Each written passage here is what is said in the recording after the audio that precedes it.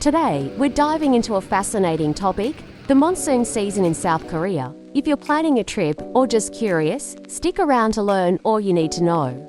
First, let's break down what monsoons are and why they're so significant in South Korea. Monsoons are seasonal wind patterns that bring heavy rainfall. In South Korea, this period is known as Jangma, typically occurring from late June to early August.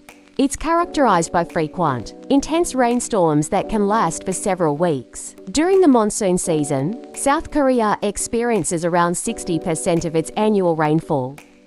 This can lead to flooding in certain areas, especially in low-lying regions and cities. Now, let's talk about how you can make the most of your trip to South Korea during the monsoon season.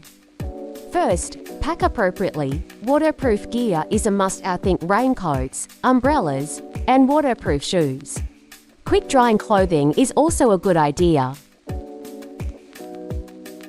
Keep an eye on the weather forecast. There are plenty of apps and websites that provide up-to-date information on the weather conditions. This can help you plan your day and avoid getting caught in a downpour.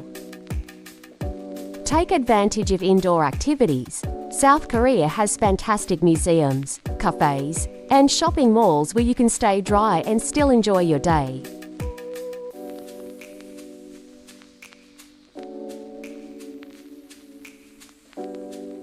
And don't forget about the food. Rainy days are perfect for trying local delicacies like hottioka type of filled pancake or a steaming bowl of Korean stew. Lastly, be mindful of your travel plans. Heavy rains can cause delays in transportation, so give yourself extra time when moving around the city or between destinations. Despite the rain, South Korea during the monsoon season has its own unique charm. With a bit of preparation, you can have an amazing experience. So don't let a little rain dampen your spirits. Thank you for watching.